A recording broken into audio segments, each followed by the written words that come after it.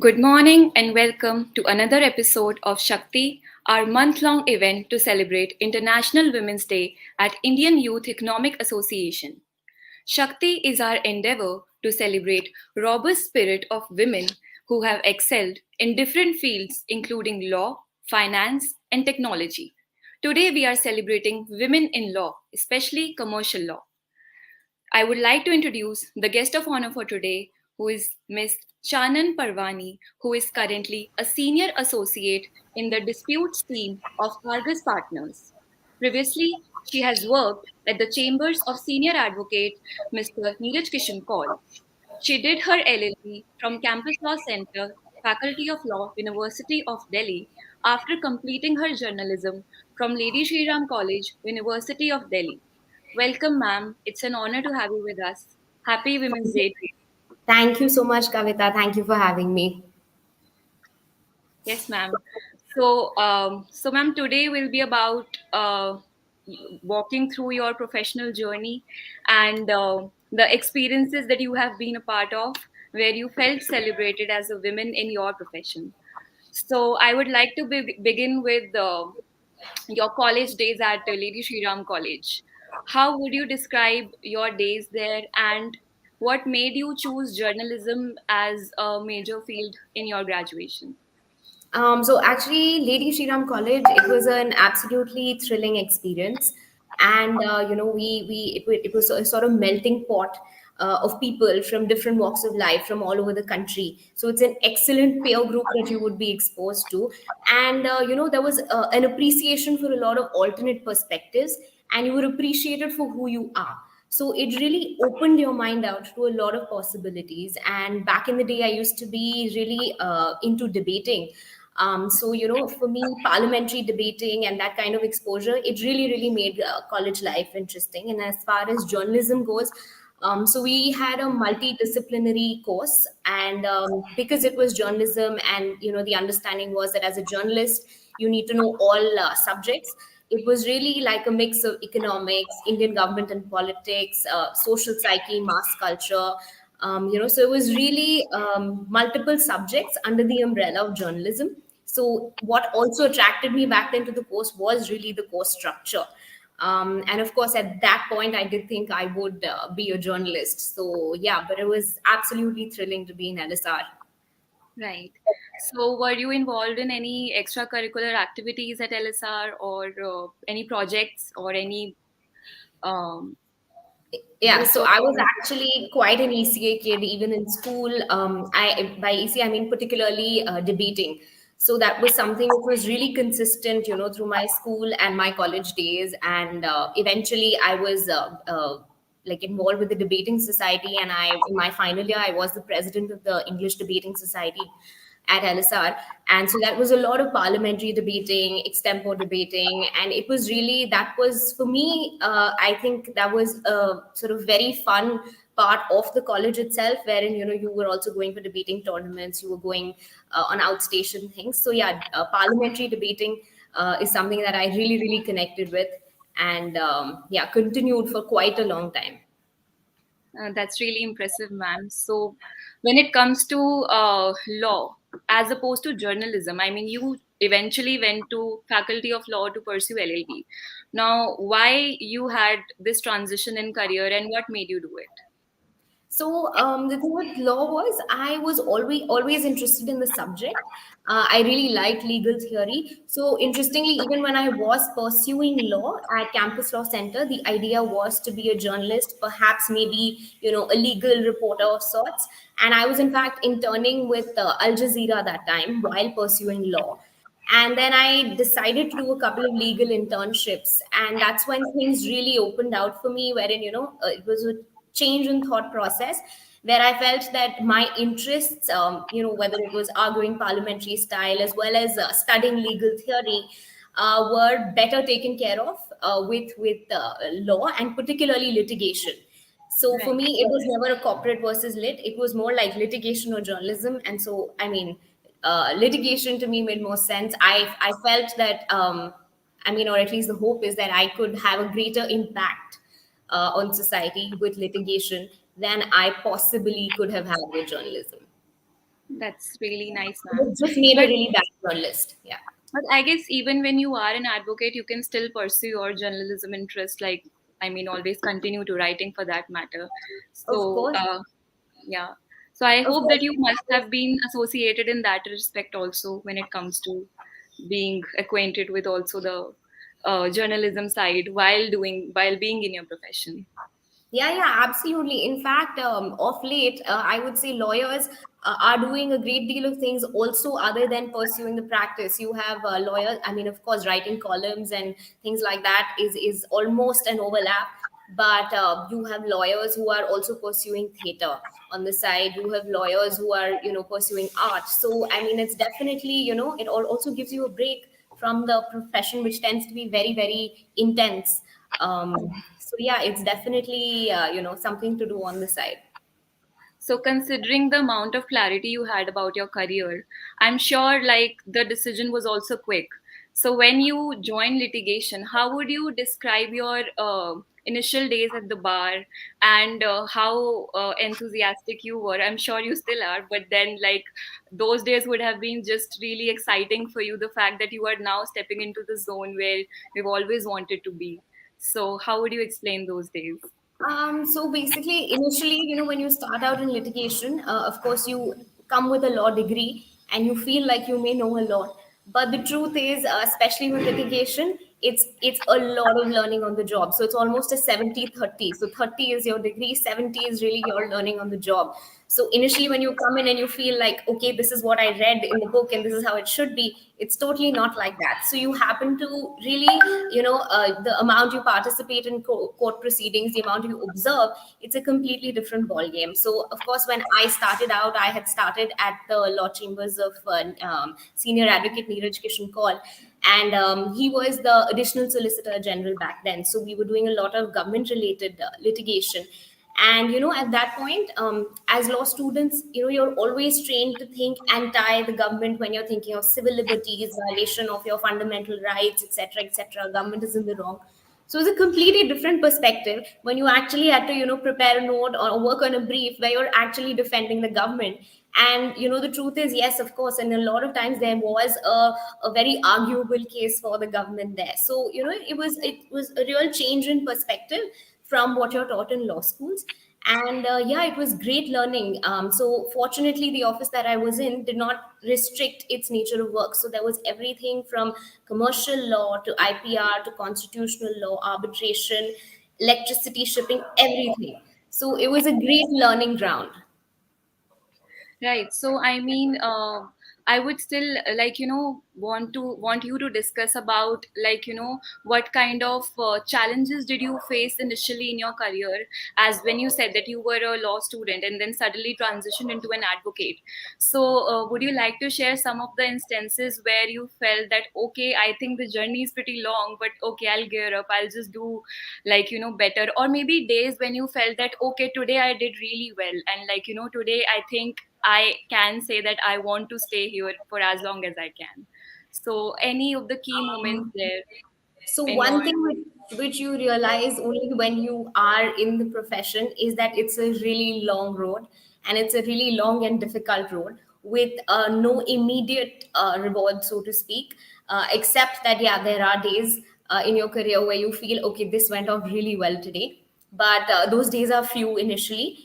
And, when you talk about litigation in particular, the graph is such that in the initial years, you're really a nobody for a very long time. So 8 to 10 years is really nothing in the practice. You're just gathering experience and learning, and the learning actually never stops. So even at the stage of a lot of senior advocates today, that learning never stops, and you need to know that, and you need to sort of grasp that you can never be at a stage where you say, I know everything in this field. That said, of course, there are always a lot of days of self doubt and, like, why am I doing this? What am I doing? But then once in a while, you will have, every other time, you will have maybe a shining moment. So for me, once it was a legal aid matter that I had taken up, one of the things which I would really hold close to my heart was something. So it was the case where, there was a dowry death, and the in-laws had been discharged for lack of evidence and because of a shoddy investigation by the lower courts, and we were trying to upset that. So really managing to ensure that the matter does get filed and not thrown away, because a lot of the opinions on the file were that there's nothing in the matter, to ensuring that no, there is something in the matter, to having it filed and final arguments being heard ultimately. And the satisfaction that you see the litigant have, and that's the sort of interesting thing. The judicial system shouldn't have to be premised on the pocket of a person. So for that matter, access to justice should not depend upon how rich or poor you are. And in fact, that's a sort of flaw that the system does try to overcome with legal aid, etc. But it's really unfortunate. So sometimes I really feel that that's really something that as young lawyers we also need to focus on, because of course you also learn when you're doing it. So it's not always about how much you're earning, but to ensure that you're actually able to give someone a full fair shot at access to the legal system, to justice.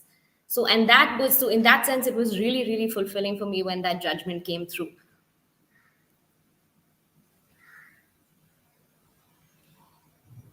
I would like you to excuse some of the disturbances coming from the background, though. Yeah. So, ma'am, law, as they say, is a self-driven profession, and yet you need a senior to help your way forward, to let you know, to help you chalk your way forward, to decide how important it is and what kind of a professional you should be in the profession. For you, does this statement hold true that despite you being self driven, you need a senior who can just guide you throughout your profession for that matter, and someone whom you can look up to? No, of course, in a profession, especially of this nature, where it's only the years and years and years that you put in is how you grow in experience. It's very important, and so I was very fortunate to be in the chamber of Mr. Neeraj Kishan Kaul, whose approach was also, to really encourage the people who were there, and he was also invested in their growth. And there's something that he sort of inculcated in all of us, to be able to give back to the profession, to be able to teach the newer lot who's coming in, even if it's an intern.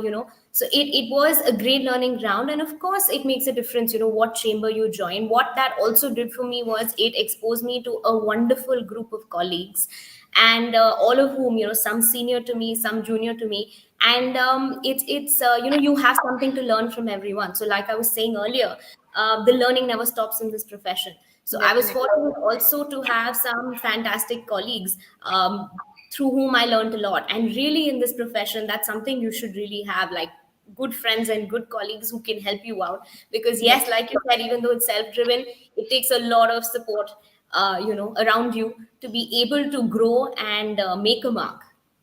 Yeah, definitely. Because I think as an advocate, you just don't grow alone. You grow along with the people around you. And that is very important because ultimately, we as advocates perform our jobs in front of the court, but outside the court, we still belong to the same fraternity. So it's very necessary to sort of keep, like, people around you together and always work in furtherance of everyone's interest around you. So, when it comes to your current role at Argus Partners, I wanted to know that your current role is more catered towards commercial law. Yeah. So, how would you explain, the practice of commercial law, along with the fact that since you came from a very diversified litigation practice, then eventually you moved to this niche of commercial law? What made you do it, and what are the factors that you considered, and how interesting it is? All sorts of things around commercial law which you would like to bring on table. Right. So commercial law, it's a bit of an arbitrary sort of, term. Under its umbrella, you have many, many, many areas of practice. So commercial law would be anything that, is to do with a business transaction, between any sort of rivalry disputes between two businesses. So that would mean, arbitration, insolvency, law of contracts. So there is a lot which comes under the umbrella of commercial law. And fortunately, in my previous job, I did have a lot of exposure to the field, and it was very interesting. So fortunately or unfortunately, two big corporations or two small corporations fighting against each other, in a court of law. It's something that really sort of was thrilling. And of course, the practice of arbitration, which is an alternate dispute resolution in itself, of course, in some senses, a lot better than the courts. And it's one field which is developing every day. So you really need to keep updating yourself every day with what's going on in the field of arbitration, in terms of the amendments, in terms of the judgments that come in. So it also makes it a sort of very live, field in a legal theory sense. So that's something that I also find very interesting. So, what you may have argued maybe last year in an arbitration is no longer good law today. So it's actually a really nice mix of, a constant update on legal theory and precedent, as well as, practice. So yeah, that was what really attracted me and sort of drove me a little more towards this area of law. So, do you think there are some additional challenges with respect to commercial law as opposed to other law? I mean, maybe it requires a certain background of people to come from, or maybe people can just, like, someone from a commerce background or someone from, like, who's had some understanding of some of the commercial aspects of business, for instance, accounting or etc. So, my question is that do you think these are the challenges that an advocate could face? Or maybe there could be some other challenges, like these commercial clients do not just, like, it's very difficult to develop your individual practice when you are dealing with commercial clients, because commercial clients have a tendency to go to the firms for, like, to big firms for their matters. So how do you sort of, like, go forward when it comes to a person who wants to develop commercial practice on his or her own? So yeah, of course, that's firstly, developing your own practice in litigation is itself a sort of, it's a very risk driven but yet rewarding eventually, a sort of thing. But yeah, I mean, that is a problem that most individuals or people who are looking at independent practice in commercial law face, because you have a lot of the bigger corporations and the bigger entities who would only want to go to a firm. Yes, and somewhere, they feel it's more justified, when they see a firm, etc. But yeah, you have to, if you're an independent practitioner, you of course have to break in. And yeah, everybody doesn't start with big firms, everybody doesn't get to start with MNCs, etc. But you go from the bottom. And like I was saying, commercial law, it sounds glamorous when you have two, big companies fighting. But yes, even smaller companies and their disputes are very much under the umbrella. And more often than not, you really have like one trader sitting in a particular market in Delhi suing another trader. So that's where, individual practitioners come in, wherein that's where you start from, and you slowly work your way up with so of course it's very, very challenging. But yes, I mean, it's possibly like any other business in that sense, where you have, smaller traders, you have bigger traders, and you have billion-dollar companies. So yeah, you have to start at the bottom. You can't expect that, no matter how many years of practice you put in, you can't expect that the guys in the top will come straight to you. So you have to build your way up. It's a staircase. And when it comes to, so I think arbitrations are different from the way you conduct in a court. And I'm sure, like, you have been a part of arbitration proceedings. So would you like to share your experience specifically with respect to while you were arguing a matter, or maybe presenting a matter before the tribunal in arbitration proceedings, some of your key moments there, or any kind of experience that you'd like to share? So yeah, so the thing with arbitration is that, of course, it's an out of court mechanism. And the endeavor of arbitration in general has been speedier disposal, wherein you don't have to spend X number of years that you would spend in court. So it's constantly that tussle between where you see it legally, in the legal sense, with the amendments coming about, etc. Constantly trying to maintain that sort of balance between allowing it to continuously be a sort of regime for speedier disposal, versus bringing in provisions a lot of times which are in fact going to delay the process. So for me, I have had the opportunity to argue a few times, and it's actually interesting how even in the commercial world, people are taking arbitration seriously. And by that I mean even at a very one-on-one level. I'm talking about smaller commercial transactions, and where it has proven to be a much sort of speedier method. And of course it has its own sanctity in law, so there's no question about an arbitration not having its sanctity versus a court decree. So yes, and I do think, given the positive amendments that we do have now, of course, the aim being to make them more and more better, it definitely is, as far as commercial law is concerned, a more lucrative area of practice versus filing in courts. So when you mentioned it being a speedier way to resolve disputes, we still, you must be knowing, I mean, you have had your experience, but then whenever an award is passed, it does take a lot of time for it to be executed. So what do you think can be, I'm sure, like, the judiciary has been taking steps and there have been positive amendments and judgments to this respect.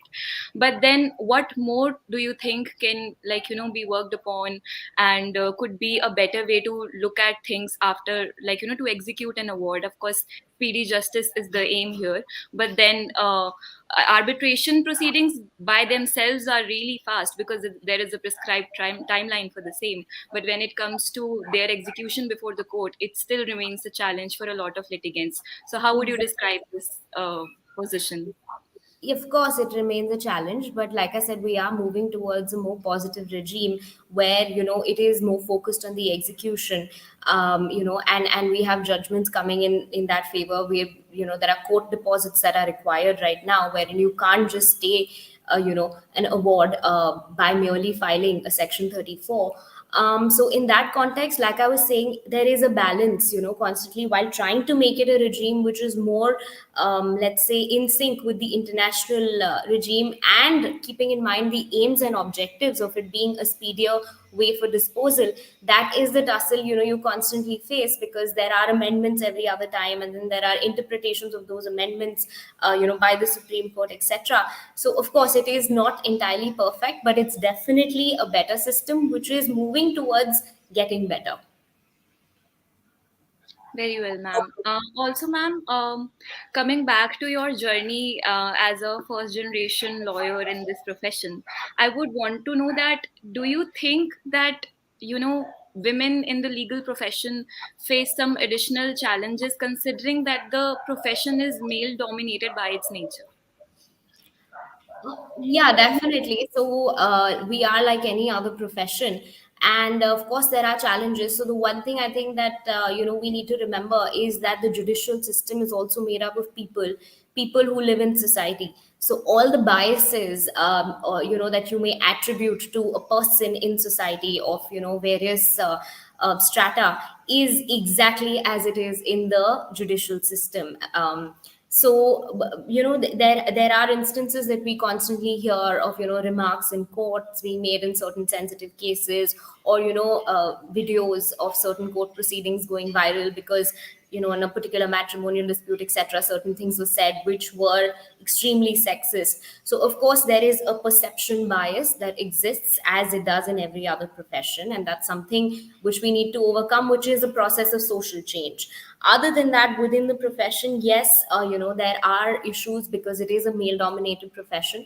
It does have its long hours, and it has its long hours for both genders, but more often than not, the burden of those long hours, it makes it tougher for women.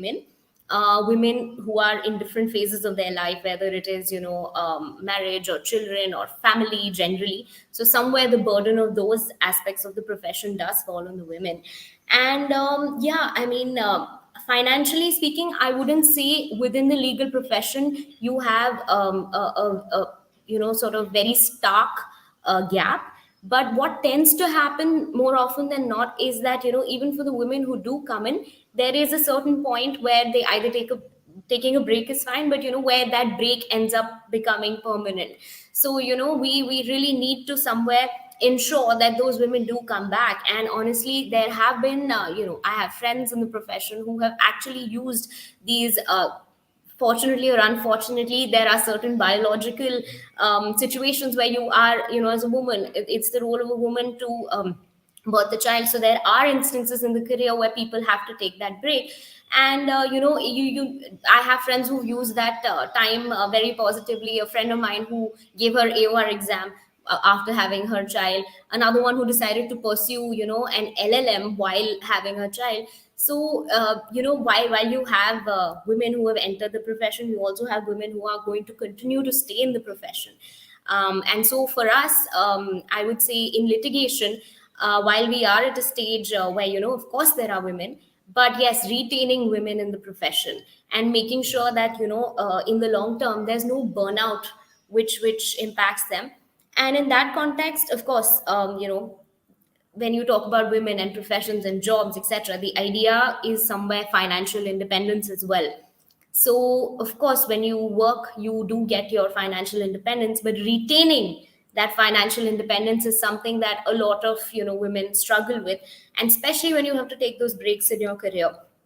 So yeah, I mean, somewhere if you look at it very holistically, you can't go from 0 to 10 in in a short span of time. But I'd like to believe we're somewhere at 5, 6, 7 in the legal profession, and of course we need to get to 10, and we're going to keep pushing to there. But yeah, we are in a space where you have more and more women in the in the courts. You have more women in the judiciary, and that is an upward trend. I do wish it is accelerated to an extent, that as well as retaining women in the profession.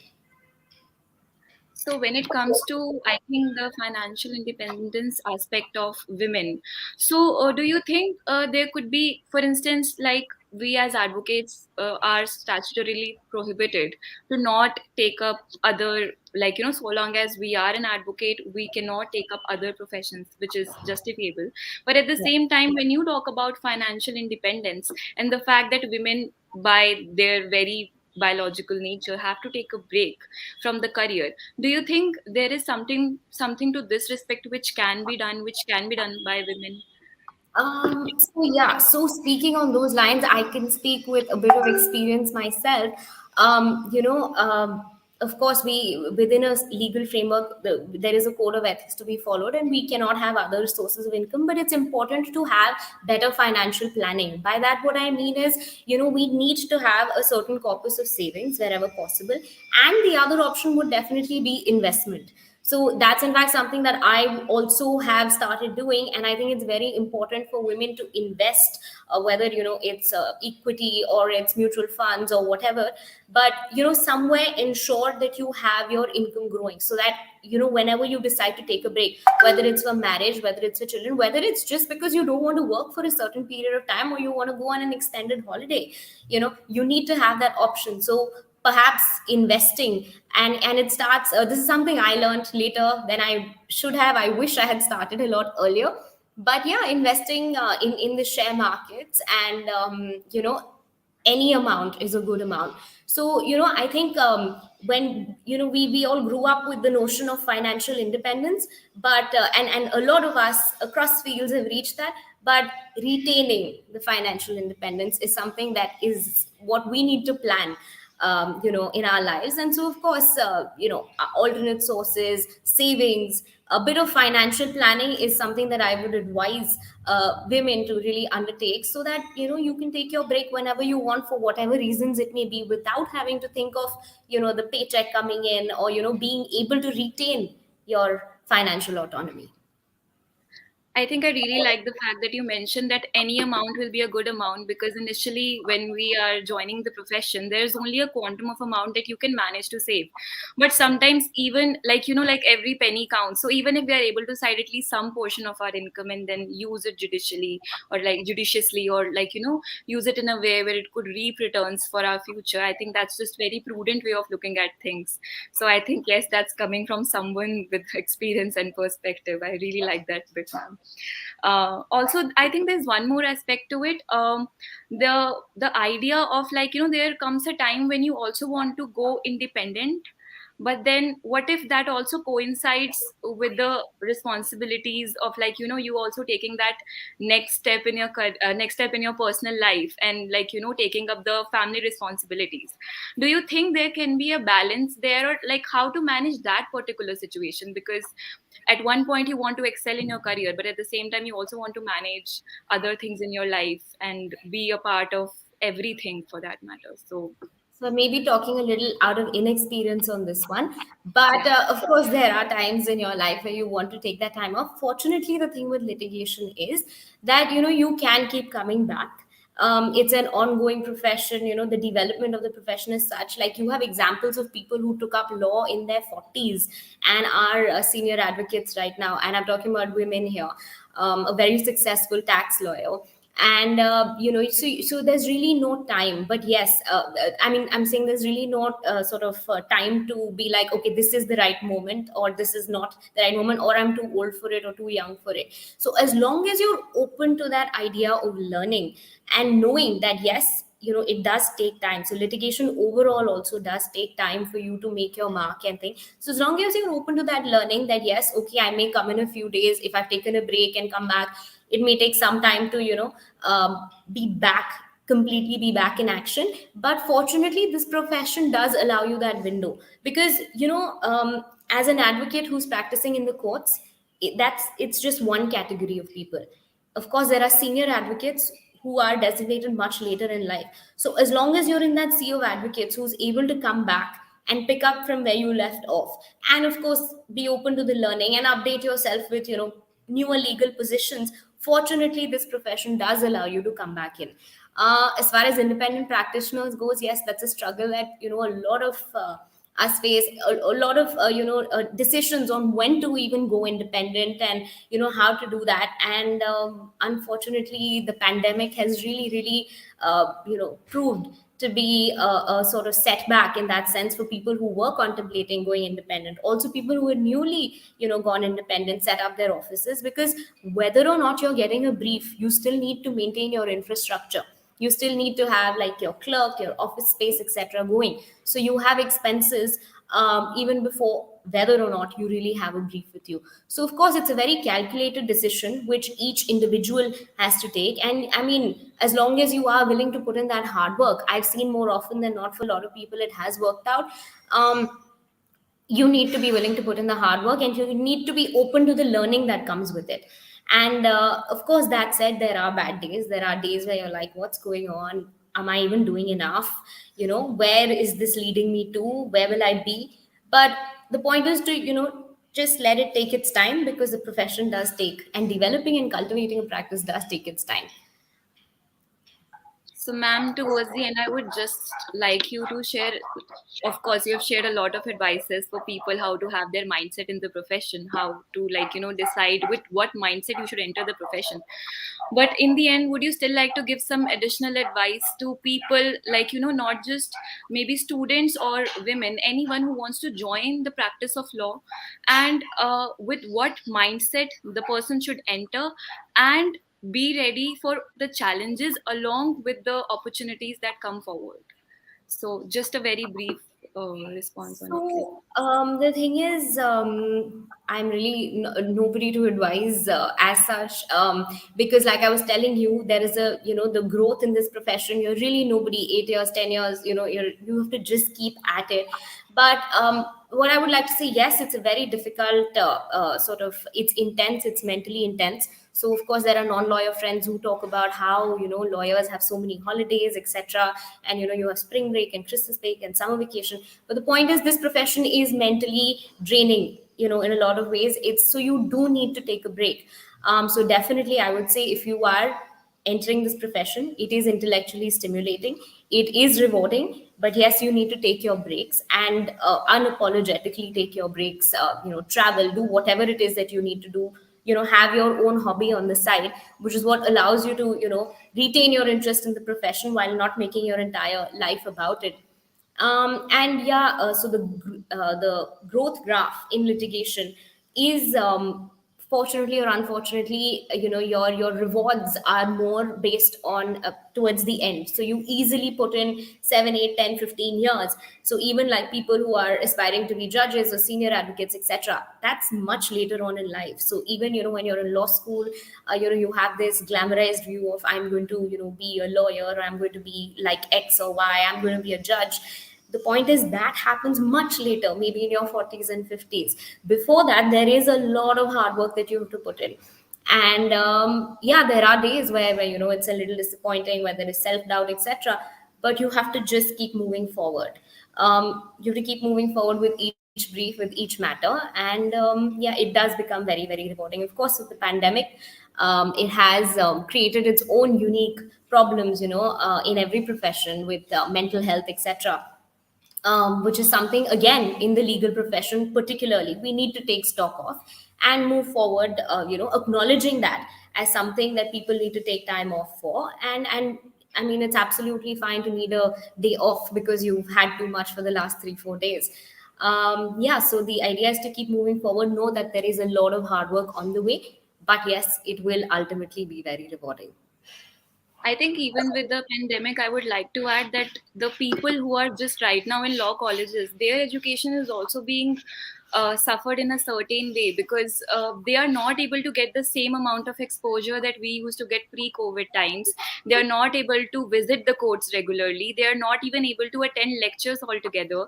And for such a practical subject as law, where all of these things do actually contribute to a lot of importance, I do feel that I think that's one aspect that definitely should be considered, not just, I think, by, of course, the education fraternity, but I think I mean, as advocates, could always sort of like, take our initiatives to make sure that at least the students of law should get the sufficient amount of exposure that they have been deprived of over the past few years.